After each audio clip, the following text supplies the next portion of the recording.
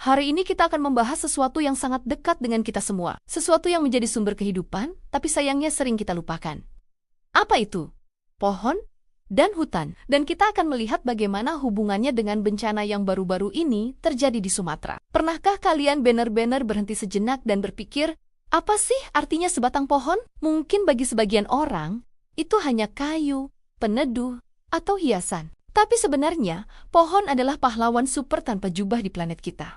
Mereka adalah paru-paru dunia. Melalui proses fotosintesis, mereka menyerap karbon dioksida, gas rumah kaca yang jadi biang kerok pemanasan global, dan melepaskan oksigen yang kita hirup setiap detik. Satu pohon dewasa bisa menghasilkan cukup oksigen untuk 10 orang bernapas selama setahun. Bayangkan, tapi manfaatnya tidak berhenti di situ. Pohon adalah penjaga air. Akar mereka mencengkeram tanah dengan kuat, mencegah erosi dan tanah longsor. Daun dan rantingnya memperlambat laju air hujan yang jatuh ke tanah, memberikan kesempatan bagi air untuk meresap ke dalam tanah dan mengisi kembali cadangan air tanah kita. Air tanah inilah yang menjadi sumber mata air, sumur, dan sungai yang kita andalkan untuk minum, mandi, dan irigasi. Tanpa pohon, air hujan akan langsung mengalir deras di permukaan, membawa serta lapisan tanah subur dan menyebabkan banjir bandang. Hutan, yang merupakan kumpulan ribuan bahkan jutaan pohon, adalah sebuah ekosistem yang luar biasa kompleks dan penting. Hutan adalah rumah bagi lebih dari 80%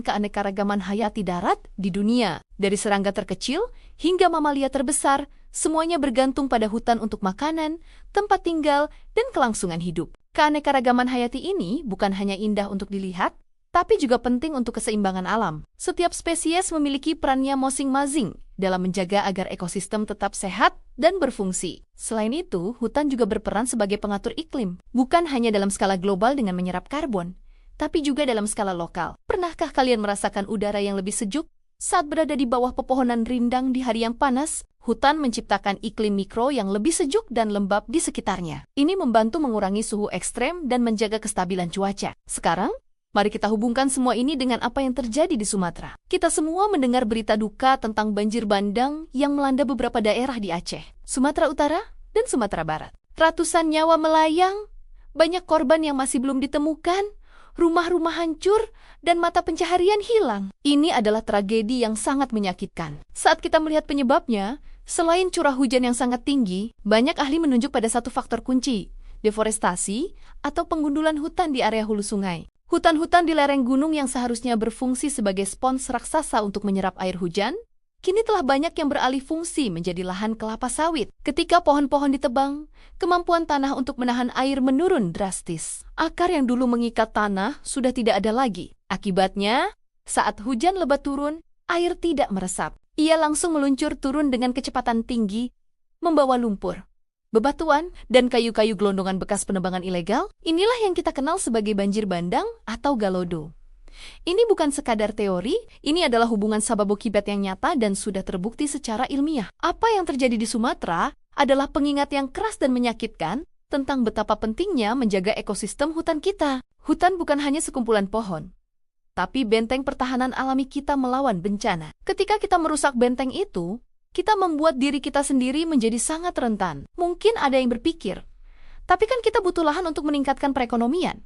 Tentu saja. Tapi pertanyaannya adalah, apakah pembangunan itu harus selalu mengorbankan lingkungan? Jawabannya adalah tidak. Ada konsep yang namanya pembangunan berkelanjutan, di mana kita bisa memenuhi kebutuhan saat ini tanpa mengorbankan kemampuan generasi mendatang untuk memenuhi kebutuhan mereka. Ada cara-cara bertani yang ramah lingkungan, seperti agroforestry, di mana tanaman pertanian ditanam berdampingan dengan pohon. Ada cara untuk memanfaatkan hasil hutan tanpa harus menebang habis pohonnya. Masalahnya, seringkali jalan pintas yang merusak lingkungan terlihat lebih menguntungkan dalam jangka pendek. Tapi dalam jangka panjang, kerugian yang ditimbulkan jauh lebih besar. Biaya untuk pemulihan pasca bencana, kerugian nyawa, hilangnya sumber air bersih, itu semua adalah harga yang harus kita bayar karena mengabaikan alam. Harga yang jauh lebih mahal daripada keuntungan jangka pendek dari penebangan hutan. Jadi, apa yang bisa kita lakukan? Sebagai individu, mungkin kita merasa tidak berdaya. Tapi sebenarnya tidak. Kita bisa mulai dari hal-hal kecil. Pertama,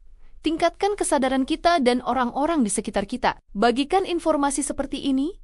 Bicarakan tentang pentingnya hutan. Ketika banyak orang sadar, akan tercipta tekanan publik yang lebih besar kepada para pembuat kebijakan untuk melindungi hutan kita. Kedua, kita bisa mendukung produk-produk yang berasal dari sumber yang berkelanjutan. Kari tawa salusala produk kayu atau kertas yang kita beli, apakah berasal dari hutan yang dikelola secara bertanggung jawab? Ketiga, kita bisa berpartisipasi langsung dalam aksi penanaman pohon. Banyak komunitas dan organisasi yang mengadakan acara seperti ini. Menanam satu pohon mungkin terasa kecil, tapi jika jutaan orang melakukannya, dampaknya akan sangat besar. Setiap pohon yang kita tanam adalah investasi untuk masa depan. Investasi untuk udara bersih, air bersih, dan keamanan dari bencana. Keempat, dan ini sangat penting, mari kita ubah cara pandang kita terhadap alam. Jangan lagi melihat alam hanya sebagai sumber daya yang bisa dieksploitasi tanpa batas. Mari kita lihat alam sebagai mitra kita, sebagai sistem pendukung kehidupan yang harus kita jaga dan rawat. Kita adalah bagian dari alam,